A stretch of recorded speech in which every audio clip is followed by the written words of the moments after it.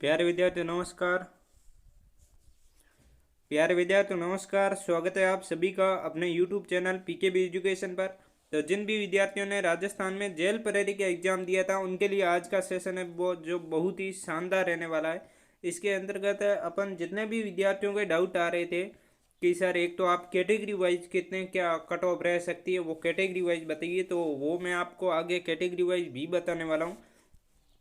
और इसके साथ आपका ये जब दो एग्जामों में यानी दो शिफ्टों में एग्जाम हुआ था तो इसमें किसी न किसी शिफ्ट में नंबर भी बढ़ेंगे और किस शिफ्ट में 15 से 16 नंबर तक भी बढ़ने की संभावना है वो भी मैं आगे आपको बताने वाला हूँ। यानी यदि आपकी वो शिफ्ट है और कम नंबर भी बन रहे हैं ना तो भी आप मतलब पूर्ण रूप से सेफ स्कोर के अंतर्गत हो। और जो मैंने 260 वाले दौड़ना शुरू करे ये मैंने क्यों लिखा है इसके पीछे का मैं आपको एक बहुत बड़ा सच भी बताने वाला हूँ। और सबसे खास बात है, बहुत सारे विद्यार्थियों के कमेंट भी आ रहे थे कि सर रिजल्ट है जो आप कब तक आ रहा है, तो उससे संबंधित जो महत्वपूर्ण सूचनाएं निकल कर आ रही हैं वो भी मैं आपको बताने वाला हूँ। तो चलिए अपने शानदार सेशन की शुरुआत करते हैं। सबसे पहले तो अपन देख लेते हैं रिजल्ट कब आएगा। देखो, रिजल्ट अपन देखें तो आरपीएससी के जितने भी एग्जाम होते हैं वो मतलब रिजल्ट जल्दी ही निकाल देते हैं। आपने देखा होगा पीछे एक यूआरओ का एग्जाम हुआ और अभी रिजल्ट भी आ गया। चंद ही दिनों में एग्जाम हुआ और चंद ही दिनों के अंदर रिजल्ट भी आ गया। परंतु जो आरएसएसएम बोर्ड है पता नहीं क्या इनके लगा हुआ है कि रिजल्ट में थोड़ी सी देरी कर देते। परंतु जो भी आपके इसमें अब ये भर्ती लंबी खींचने वाली है क्योंकि इसमें एक तो आपकी दौड़ भी करानी होती है, फिर आपके डॉक्यूमेंट वेरिफिकेशन करवाना होता है। तो अब रिजल्ट में इतनी ज़्यादा आप देरी आपके नहीं लेने वाले हैं। अब मतलब रिजल्ट आप यूँ समझो एक सप्ताह या 10 दिन के अंदर अंदर आपका रिजल्ट है जो आने वाला है, क्योंकि इसके बाद आपको दौड़ के लिए थोड़ा सा महीना भर टाइम भी दिया जाएगा। उसके बाद आपका दौड़ करवाई जाएगी, उसके बाद डॉक्यूमेंट वेरिफिकेशन करवाया जाएगा। तो मतलब अब ज़्यादा देर नहीं खींचने वाले आप, ज़्यादा मतलब चिंतित होने की अब कोई आवश्यकता नहीं है। और अब मतलब यूँ समझ लो आप 5 मई से पहले पहले आपका रिजल्ट आ जाएगा। अब किस शिफ्ट में नंबर बढ़ेंगे वो अपन देख लेते हैं। तो देखो, फर्स्ट और सेकंड शिफ्ट है यानी दो शिफ्टों के अंतर्गत आपका एग्ज़ाम हुआ था। उसमें से आपको पता है यदि 2 से 3 क्वेश्चंस भी इधर उधर होते हैं ना तो भी एक क्वेश्चंस कितने नंबर का है, वो आपके 4 नंबर का है। तो 3 क्वेश्चंस भी अपन 3 से 4 क्वेश्चंस इधर उधर तो होंगे ही होंगे। और मतलब चार चार इंटू चार करें तो 16 मार्क्स तक का आपके जाता है। तो मुझे लगता है कि थोड़ी सी सेकंड शिफ्ट है वो यहाँ पर थोड़ी सी हार्ड बताई जा रही है, तो उसमें आपके नंबर थोड़े से बढ़ने की संभावना है। बाकी फर्स्ट शिफ्ट में भी ऐसा बिल्कुल भी नहीं है। देखो, ऐसा तो नहीं है कि एग्ज़ाम मतलब इतना लेवल में अंतर था कि पेपर कोई हार्ड आया था कोई सरल आया था। परंतु चाहे कितना भी हार्ड सरल क्यों ना हो, जब नॉर्मलाइजेशन होगा तो 3 से 4 क्वेश्चन तो इधर उधर होंगे ही होंगे, क्योंकि 100 क्वेश्चन थे टोटल। तो 3-4 नंबर तो इधर उधर हो जाते हैं।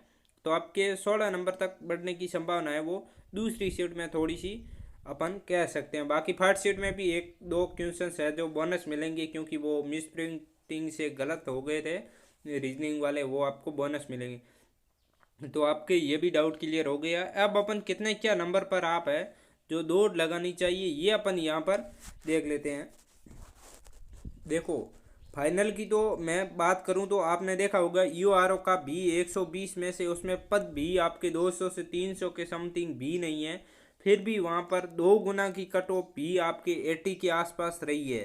तो समझ लो 120 में से 80 के आसपास रही है, 83 के आसपास। तो समझ लो अब कितने क्या नंबर है जो कट ऑफ रही है। इसके साथ अपन बात करें कि जनरल की बात करें, फिर अपन ओबीसी की बात करेंगे और एमबीसी की बात करेंगे। जनरल, ओबीसी, एमबीसी, एससी और एसटी की भी बात करने वाला। जनरल में आपके मतलब मैं कह दूं 400 का आपका पेपर था, नेगेटिव मार्किंग भी थी, पेपर का लेवल भी अब की बार अच्छा खासा था, पिछली बार से थोड़ा लेवल भी बढ़ा दिया था।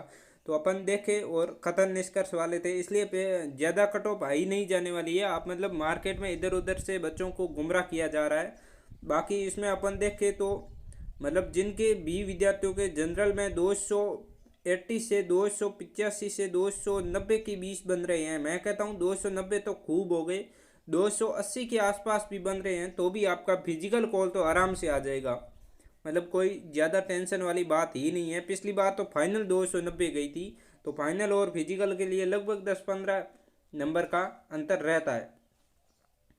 फिर अपन ओबीसी और एमबीसी की बात करें तो ओबीसी में आपके यदि 275 प्लस बन रहे हैं तो आप पूर्ण रूप से सेफ स्कोर के अंतर्गत हो, और एमबीसी में 1-2 नंबर कम कर लीजिए, 273-72 कर लीजिए आप, इतनी एमबीसी में रहने वाली है। और एससी एसटी की बात करें तो आपके यदि 268 से ऊपर बन रहे हैं, 270 से 68 के आसपास बन रहे हैं, तो आप पूर्ण रूप से सेफ स्कोर के अंतर्गत हो। और फिर अपन इसमें देखो जो भी विकलांग है उनकी इसमें अब की बार सिलेक्शन जेल प्रहरी में नहीं होने वाला है, क्योंकि विकलांग थे उनके पुलिस जैसी वैकेंसी या इनमें नहीं होता है आपके, उनका मतलब अदर वैकेंसी के अंतर्गत बेनिफिट होता है यदि विकलांग से होते हैं तो, या फिर अंग कोई कटा हुआ तो। और इसमें अपन बात करें जो भी आपकी अदर कैटेगरी है वो भी आप कमेंट बॉक्स में बता देना, उसकी भी मैं पूरी तरह से रिप्लाई देने की कोशिश करूँगा। डिवोर्स है ये मैंने फीमेल की बताई है, मेल की बताई है। आप फीमेल के लिए इससे भी जनरल में 1-2 नंबर कम कर सकते हो, ओबीसी में भी 3-4 नंबर इतने आप कम कर सकते हो इससे। और फिर अपन बात करें यहाँ पर कि डिवोर्स की कितनी रहने वाली है, तलाकशुदा वगैरह की, तो उनकी आपके 260 के समथिंग बन रहे हैं, तो आप मतलब आराम से हो जाएगा, नो टेंशन रहे, इतनी ही कट ऑफ रहती है। पिछली बार डिवोर्स की देखोगे ना कट ऑफ, हैरान रह जाओगे, मतलब 100 आपका पिछली बार भी 100 नंबर का हुआ था, उसमें 60% के आधार आसपास भी कट ऑफ नहीं रही थी।